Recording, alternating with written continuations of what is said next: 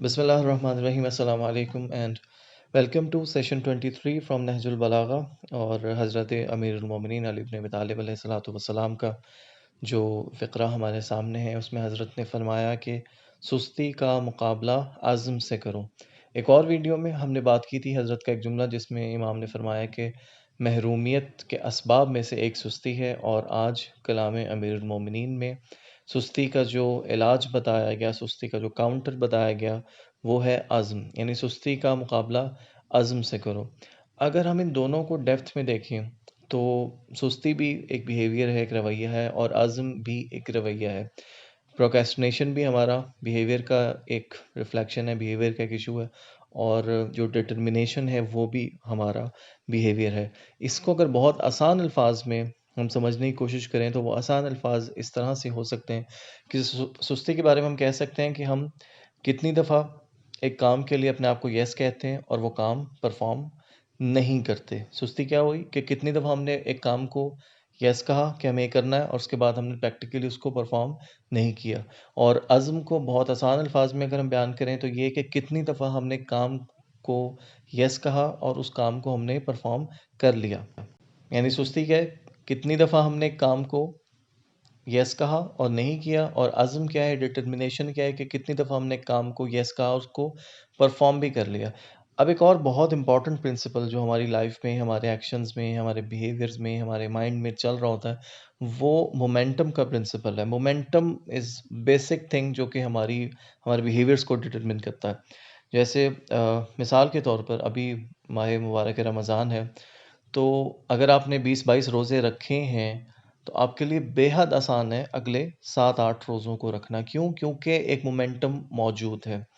बिल्कुल इसी तरह अगर आप किसी चीज़ को अवॉइड करना चाह रहे हैं, फ़र्ज़ कीजिए अगर आपने अपने ऊपर पाबंदी लगाई कि आप सॉफ्ट ड्रिंक्स नहीं लेंगे, कोल्ड ड्रिंक्स नहीं लेंगे, तो आपके लिए छठे दिन अगर आपने खुद को ना बोला है, तो 7वें दिन आपके लिए ना बोलना ज़्यादा आसान होगा।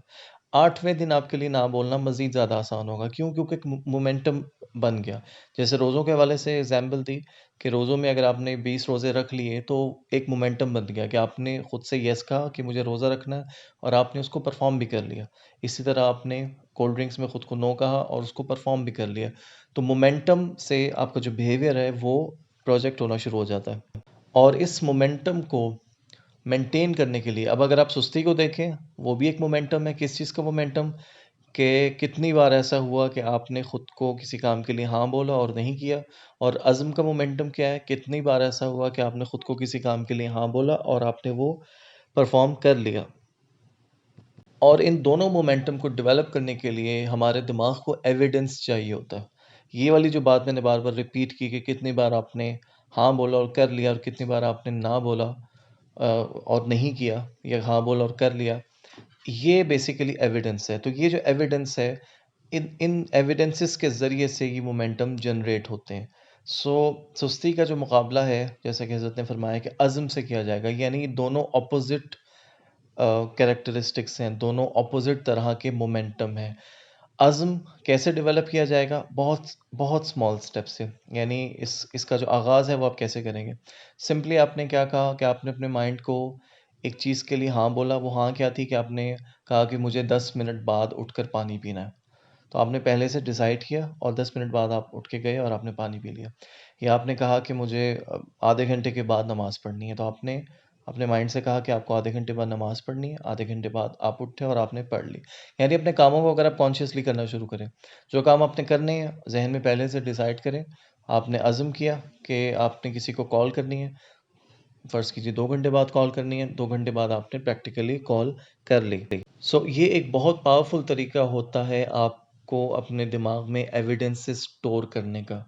जैसे मैंने दोबारा कई दफ़ा इसकी बात की कि आज़म क्या है, कितनी दफ़ा आपने अपने आप से किसी काम के लिए हाँ कहा और आपने वो कर भी लिया। तो अगर आपने बार-बार इस प्रैक्टिस को अंजाम दिया, छोटे-छोटे कामों से शुरू किया, डेली लाइफ़ के कामों से शुरू किया कि आपने काम के लिए खुद को कहा, मुझे ये करना है, और आपने परफ़ॉर्म कर लिया, तो वो क्या हुआ, एक एविडेंस स्टोर हो गया। ये जो एविडेंस स्टोरेज का प्रोसेस है, ये ऑटोमेटिकली ग्रेजुअली आपके अज़्म को, आपकी डिटर्मिनेशन को डेवलप करता जाएगा। और सिंपली इसको आप 1 हफ़्ता परफ़ॉर्म करके देखें। 1 हफ़्ते तक आपने क्या किया, जिस काम के लिए बहुत छोटे कामों से स्टार्ट करें, जिस काम के लिए खुद को हाँ कहा, मुझे ये करना है, उसके बाद उसको जाके परफ़ॉर्म कर लिया। तो ऑटोमैटिकली आपके ज़हन में ये मोमेंटम बन जाएगा, जैसे मैंने मोमेंटम की एग्ज़ाम्पल दी थी कि 20 रोज़े रखने के बाद अगले 10 रोज़े रखना आसान हो जाता है। तो अगर आपने 1 हफ़्ता अज़्म की प्रैक्टिस कर ली, 1 हफ़्ता डिटर्मिनेशन की प्रैक्टिस कर ली, तो ऑटोमैटिकली बाकी सारे कामों में भी अगर आप इरादा कर रहे हैं, तो आपके लिए, अगर आप किसी काम को हाँ कह रहे हैं, तो आपके लिए वो परफ़ॉर्म करना ऑटोमैटिकली आसान होता जाएगा। तो इसको 1 हफ़्ता एट लीस्ट करके देखिए। Thank you so much for your time and watching this video.